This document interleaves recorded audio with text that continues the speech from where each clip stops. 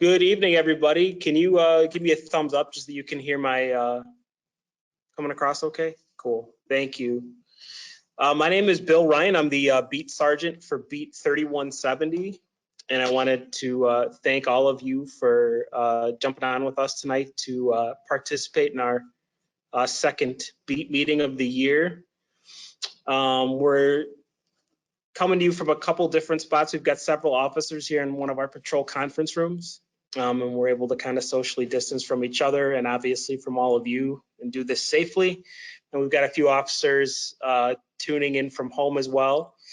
And the purpose of today's meeting is to kind of go over some kind of crime trends that we've seen in town and specifically in Beat 3170 recently, and kind of give everybody here in the community at large some crime prevention tips as we head into the holiday season. Before we get started, I'm going to have everybody kind of introduce themselves just so we can and everybody in the community can understand who we've got on board here and get to know the officers a little bit better. So again, my name is Bill Ryan and I'm the sergeant for Beat 3170. I've been an employee here with the police department for 13 years. I was sworn in October of 2008 and I was a patrol officer for 4.5 years. And I spent 4 years then as a detective in our special investigations unit, which handles predominantly narcotics cases. And I spent another 4 years as a detective in general investigations. During that time, I was assigned to the Cook County Major Case Assistance Team as a detective, and MCAT is responsible for investigating homicides in the 3rd District.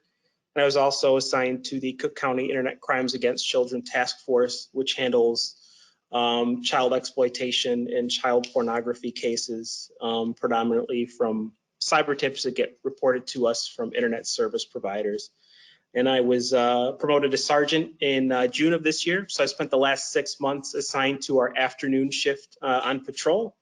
And like I said, 3170, the beat that we're here to talk about today, is the beat that I supervise. We've got a handful of officers that work in that beat, and some community members here joining us as well. I'm excited and happy to be a part of this particular beat because I think it's probably the most unique one in town, in that it kind of incorporates a lot of different types of neighborhoods and businesses, and whereas certain parts of towns may be strictly residential or strictly commercial, 3170 sort of has a little bit of everything. So we certainly stay busy, but there's also a lot of really good opportunities for engagement with the community. And I can't think of anything better than what we're doing tonight, and getting to kind of talk about things and keep these lines of communication open. So I've got a handful of officers here, so I'm going to step out of camera view and I'm going to let the other officers come in and introduce themselves.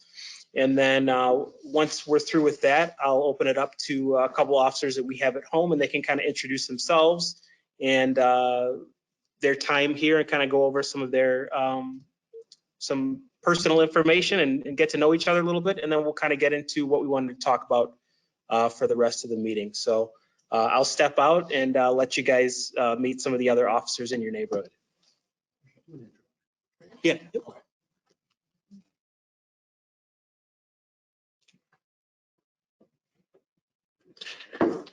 Hey everyone at home, good evening. My name is Officer Joe Glinner. I'm a police officer here with the Village of Mount Prospect. Been working here for about 15 years, assigned to patrol. So I'm one of the men or women that'll come if you pick up the phone, dial 911, drive around the black and white squad cars. Yeah, 3170 is a good beat to work, and happy to do it for you guys. So.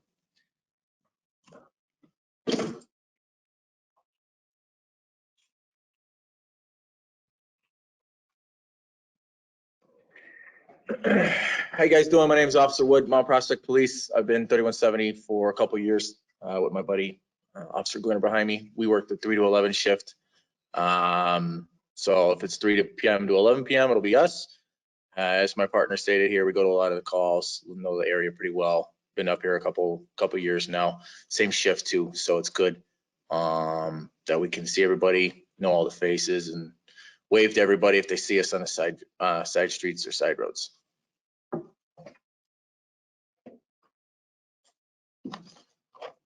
Hello, I'm Officer Malma. I've been with the department for about 8 years now. I'm just visiting from the other side of town. I'm normally 3164, which is on the south side of the tracks, but I'm visiting here today.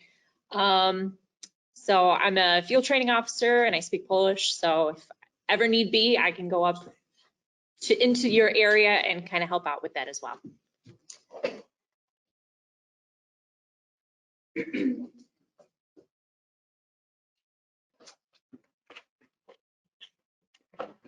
Hello, everyone. My name is Commander Anthony Adante. I'm currently the commander of the afternoon shift, which is between the hours of 3 and 11.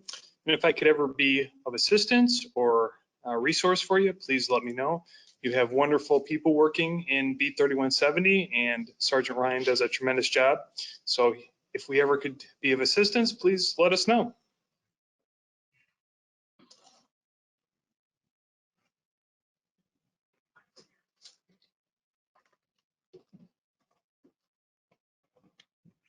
All right, Officer Knipple, do you want to jump on and say hi to everybody? All right, can everybody hear me? All right, I am Officer Eric Knipple. I have been with the department for just about 7 years now. This will be my 4th year going on with the being Beat 3170. I am currently assigned to the midnight shift. So although you most likely do not see me, rest assured I am outside patrolling your neighborhoods and making sure everything is okay while you are fast asleep. And Officer Brian Floyd is with us too. Brian, can you hear us? I can hear you. Can you hear me? All right. Yep. Say hi to everybody. Hello, everybody. I'm Officer Brian Floyd. I've been working at the department for 23 plus years. I'm an evidence technician, a field training officer, and I'm more than happy to serve you all. Thanks, Brian. So before we get into a couple quick presentations from our officers, I just wanted to make everyone that's on with us aware that you have the ability to communicate directly with your Beat 3170 officers, everyone that you've spoken with, including me. And we can be reached at the email address of beat3170@mountprospect.org. So BEAT 3170@mountprospect.org. If you have any non-urgent neighborhood questions, parking concerns, some criminal trends that you've seen, suspicious things like that, you can send an email directly to us at that email address, and one of us should respond in short. Obviously, if you have an urgent or emergency type situation, that's something that we would ask you call 911 or call the police department directly about. We're here 24 hours a day. But if it's a non-urgent question in a neighborhood concern like that, you can reach out directly to the members of your beat via that email address. We've been working in permanent beats for several years, and we found that it really, in addition to helping strengthen our ties within the community, it also just makes sense from an operational perspective because the officers are consistently working in the same areas within town and developing relationships with residents and business owners, and also keeping a good hand on trends within their neighborhood. And to that end, it's a good segue to bring Officer Glinner up here. Joe's going to talk to you guys for a few minutes about an alarming trend that we've seen not only in Beat 3170, but across Mount Prospect and the Chicago metro area. It involves kind of an interesting crime trend that we've seen, and it's something that, while it might not affect you personally, it can affect someone in your family, and it really requires the entire community to come together to be aware of what's going on, because some of the people that may be affected by this, they often don't know they have been until it's too late. So we need all of the eyes and ears of the community to kind of help us combat this issue. So with that, I'm going to have Officer Glinner come up here and get to it with you guys.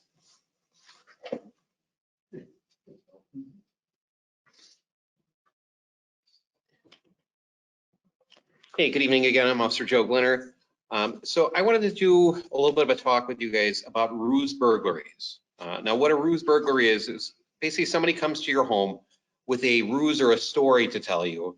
And the whole idea of it is to get you distracted. Sometimes they want you out of your house, so they'll tell you, hey, can I show you something in your yard? Whether it's we're trimming some trees for your neighbor, we need to step on your property, can you come back?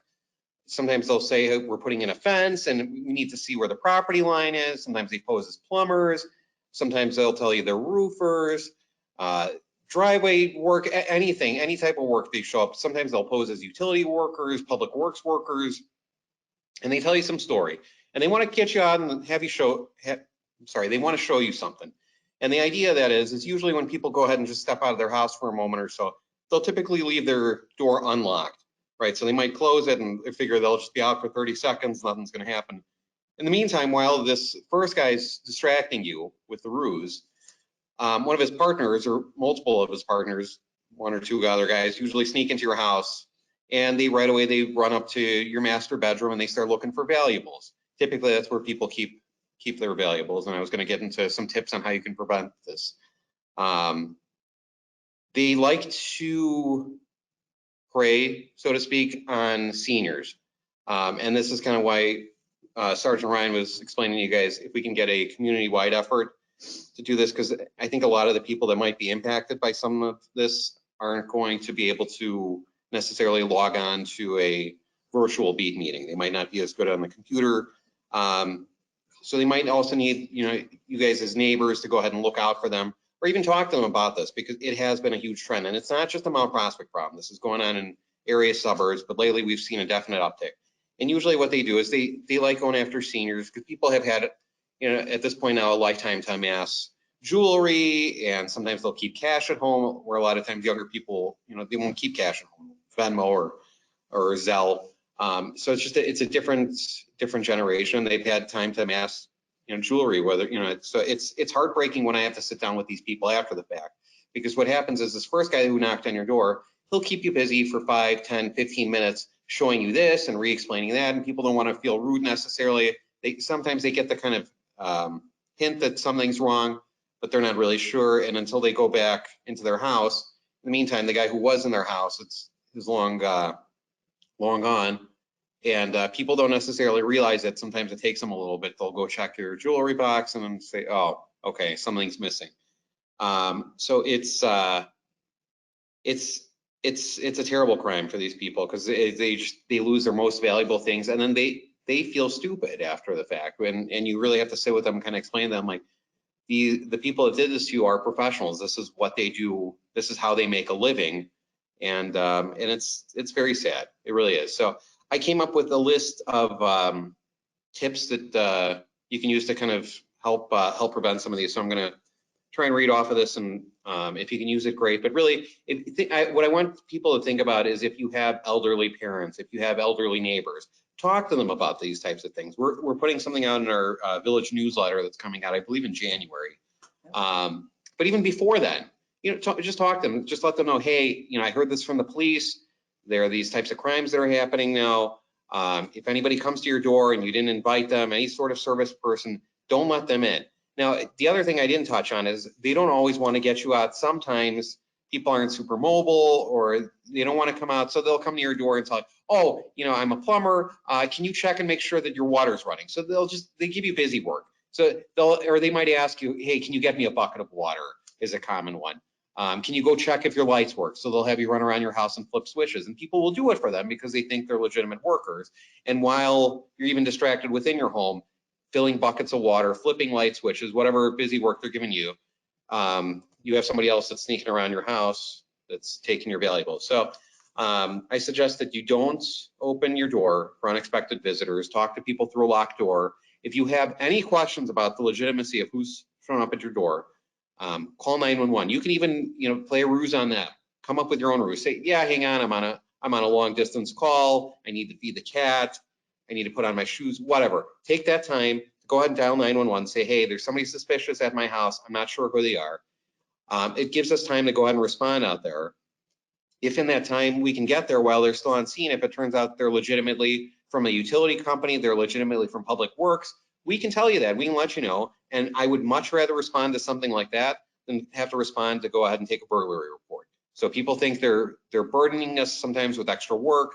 It's far less work for me to just respond to something small, realize it's nothing, and go about it with the rest of my duties, as opposed to, because if I have to go ahead and take a report and investigate it and talk to your neighbors, it's going to pull me out for hours. So I'd much rather go ahead and prevent it altogether. And this way you're not victimized with anything. So don't open the door, talk to people through a locked door.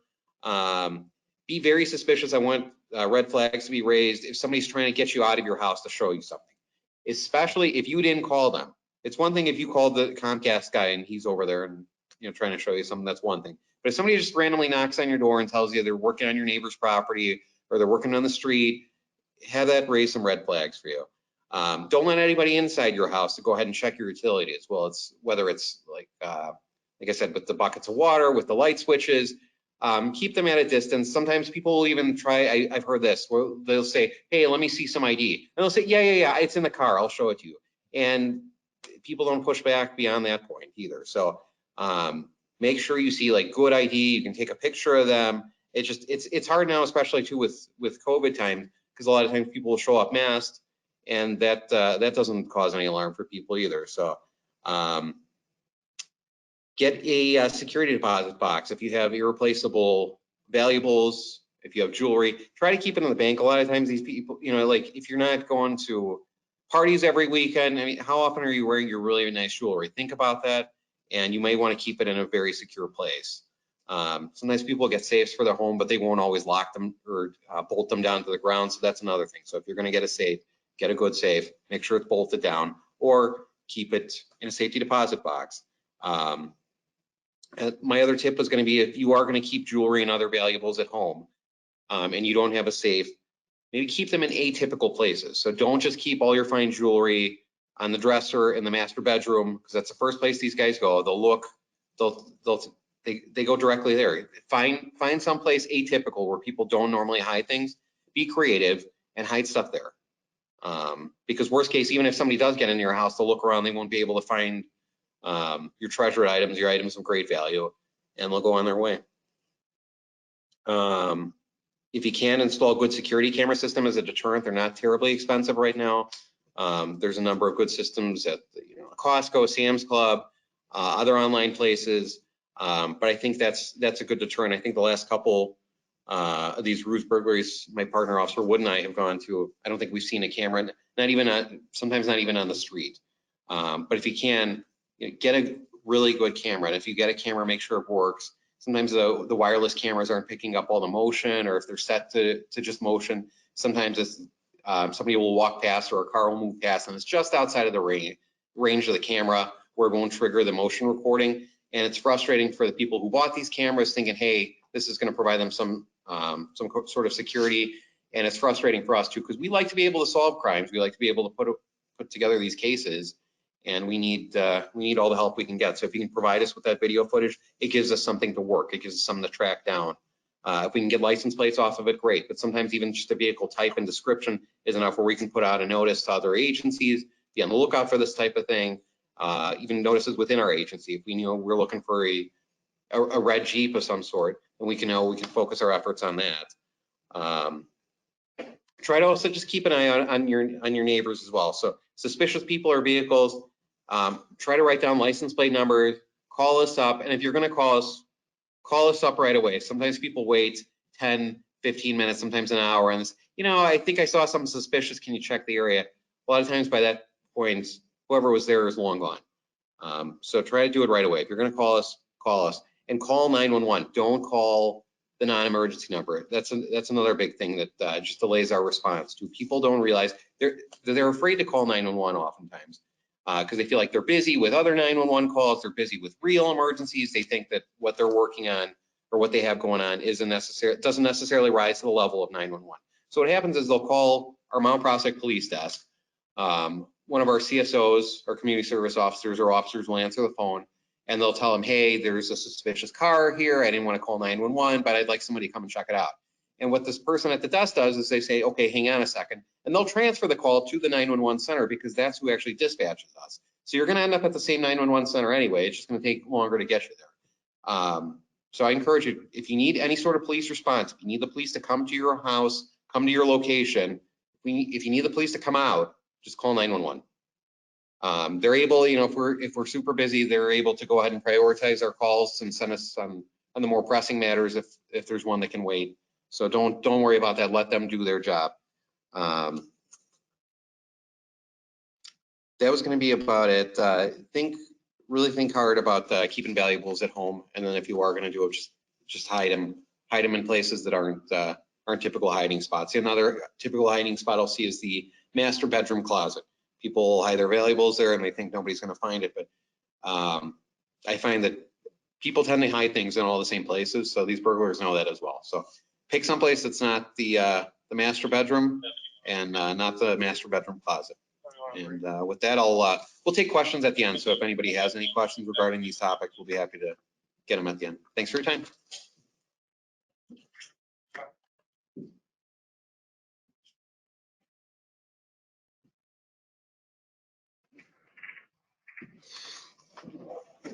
All right, thanks, Officer Glinner. Officer Knipple, if you're still logged on with us, can you hear me? There we go. And I know you had something kind of prepared for everybody about another trend, so if you could kind of get everybody up to speed about some stuff you've been seeing, I'll turn it over to you. sure, just to reiterate, again, my name is Officer Knipple. I work our midnight shift, which is 11 p.m. to 7 a.m. So I'm going to talk to you about protecting your personal property during the hours that I work, just from what we are seeing right now. It is that time of the year where we are seeing an increase in thefts, and that's going to be from your home and your vehicle. When I say your home, during my hours, a lot of times open garages are very easily accessed. So one thing I like to tell everybody before you go to bed is that you make sure your garage door is shut and that any point of entry or exit, whether it be a door or a window to your residence, is not only shut, but it is also locked. These are easy things that we can do to ensure that our property remains safe. Another thing is going to be your vehicle. Whether you park in the driveway or if you have overnight permission to park in the street, you want to make sure when you are exiting your vehicle for the remainder of your evening that you are locking it. It's very simple for somebody to walk around and try door handles to see if your vehicle is unlocked, and then easy to gain access into doing so. Another thing concerning your vehicle that we like to tell everybody is when you are done for the remainder of the day, make sure you don't leave anything desirable that could be seen through the windows. Nowadays, with everything that we carry, whether it be a cell phone or a tablet, a laptop, even money, you know, we've seen it all. Just make sure you take that stuff inside your residence with you for the end of the night. And then very importantly, always make sure you have your keys with you as well. Very easy for your vehicle to be taken if the keys remain inside. And we do not want to see that happening at all. Continuing with the vehicles, we've been seeing an increased amount of catalytic converter thefts during the overnight hours, especially from about 11 p.m. to 5 a.m. Not going to bore you with a vehicle lesson, but essentially what a catalytic converter is, it's part of your exhaust system. It contains materials and metals that can be traded for highly desirable to be traded and sold for money. What we are seeing is the catalytic converters are actually being sawed off from the bottom of the vehicle. This is being done typically with those battery-powered cordless sawzalls, and it's a very, very quick process for what it is. Generally, catalytic converter can be removed within 3 to 5 minutes time.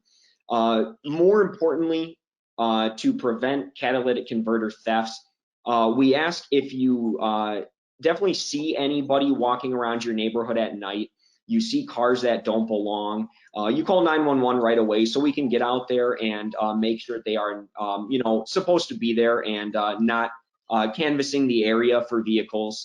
And definitely if you hear a loud sawing noise, that would be kind of the indicator catalytic converter theft is occurring. We ask you remain inside your house and notify us immediately. We want you to remain safe during this process. And again, we have insurance on vehicles for a reason. Your vehicle and the catalytic converter can be replaced. We don't want you being put in harm's way. If you are able to look outside, whether it be through a window or through a security system, we always appreciate any description, whether it be of people, of vehicles, kind of like Officer Glinner said earlier, so we can continue to investigate the crime from there on. Also, like Officer Glinner says, we always recommend, if you're able to, the smart homes nowadays and what we're capable of doing. Not only protects your home for deterrent, but definitely assists us as law enforcement officers if we are to have to investigate any of these crimes. Outstanding. Thanks, Eric. Thank you. I will turn it over to Officer Mike Wood for a couple of minutes here to talk about a couple other trends. We'll keep the line moving. And once we're done here, we'll open it up to any questions that you guys might have. Thanks.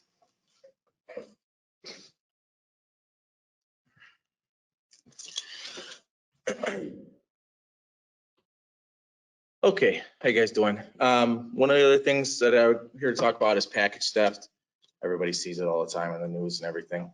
Some of the things you can do is when you're selecting to choose your package, how you're gonna wanna get it delivered. You can get it delivered to an Amazon box.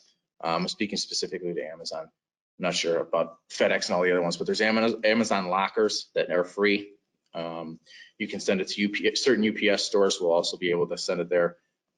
Kind of time your packages. If you know when a guy comes for UPS, if he comes at like 11 and you got something big going on or being sent to you, excuse me, you can go over there and have somebody there at the time. Like Officer Glinner said too, get a camera doorbell. Always helps deter it from far away. They get motions all the time. The delivery guys are pretty good at hiding stuff now. I've noticed they're a little bit better, but like I know they have special instructions.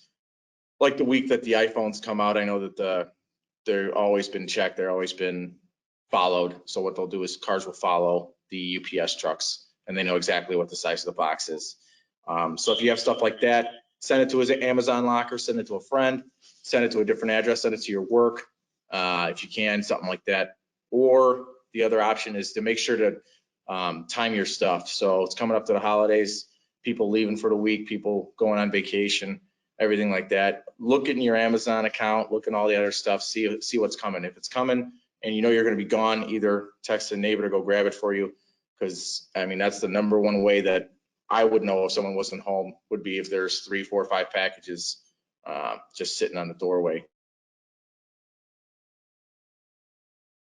So those are some of the things you can do. Always report it, always document it, send it to us. In terms of police response, we'll always document it for you. We try to put these things together and get big groups. So it always helps if you report something. If you guys, if you don't tell us about it, then it never happened to the police. So it's important that you let us all know that. And just keep an eye out for your neighbors. Like my partner, Officer Glinner, said, it's always good to be neighborly with everybody. And, you know, even if you see something, oh, it looked like a big package or whatever, I got it, you know, stuff like that. My neighbor had a TV out there the other day. So I texted him and he opened his door for me so I could put it in there because it was just sitting there. So if anybody has any other questions or something, I think we're going to be doing that at the end. So now Officer Molima.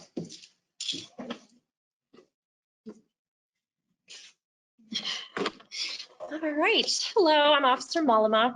And what I'd like to talk about is what we call the grandchild scam. There have been a lot of scams going around, but this one seems to be making a comeback.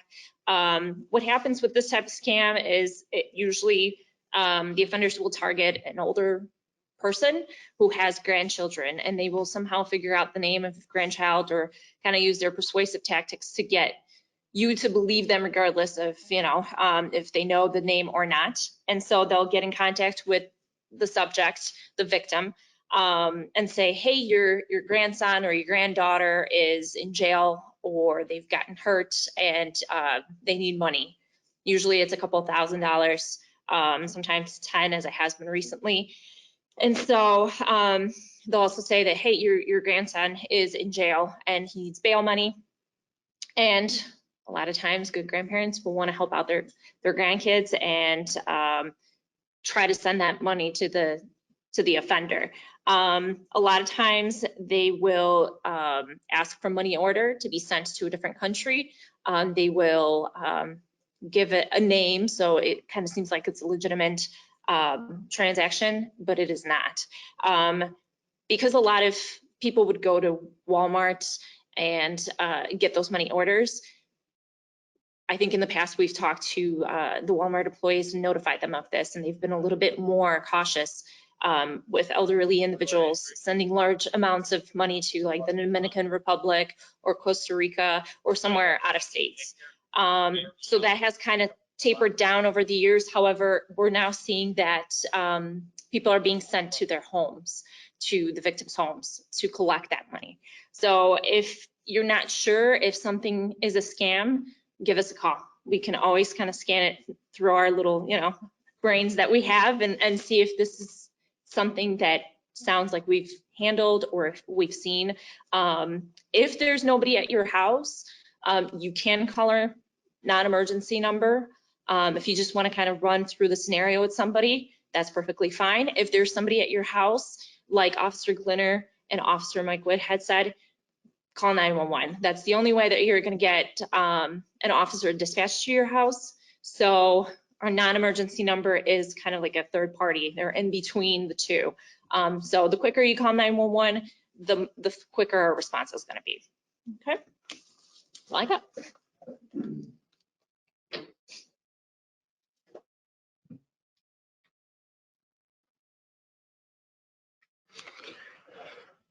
All right, thanks, Maggie. So those are all of the quick presentations we had for everybody today. Brian Floyd's jumping on with us. Brian, do you have anything you want to wrap up the meeting with us today with? Yeah, just like we were talking about the grandchild parent scams and everything, is to remember that a legitimate business is not going to pressure you the way that these people are pressuring you. They'll try to put a time crunch on you. They'll start saying things to confuse you, and a legitimate business doesn't do that. And also, you can always find the phone number of a legitimate business. Same thing with a police agency. If there's a scam saying that you need to send bail money or you need to do something like that, every government agency, every law enforcement agency will have a phone number you can always call to verify that. You can always call 911 to verify that. And the other thing is, if someone is telling you don't tell anybody why you're getting this, that's usually a red flag.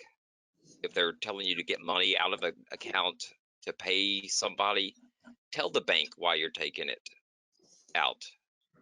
Just have a conversation with the teller. Maybe they can help, with a red flag. And the last thing I have to say is, with these scammers, don't try to trick them or catch them on your own, because sometimes we get people where they want to try to figure out and get the bad guy themselves. Once you recognize it's not legitimate, as we're going to keep on repeating, call 911 and let us take over at that point. That's all I've got. Thanks, Officer Floyd. Good advice. Very good. With that, I will open it up briefly to our attendees. If there are any questions, comments based on what you heard, or questions in general, we're happy to take them now.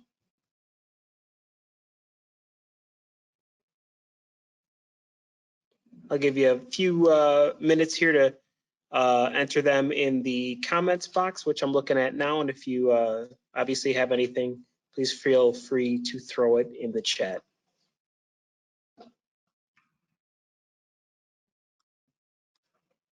Some soothing music for them. Waiting. I don't have any waiting room music.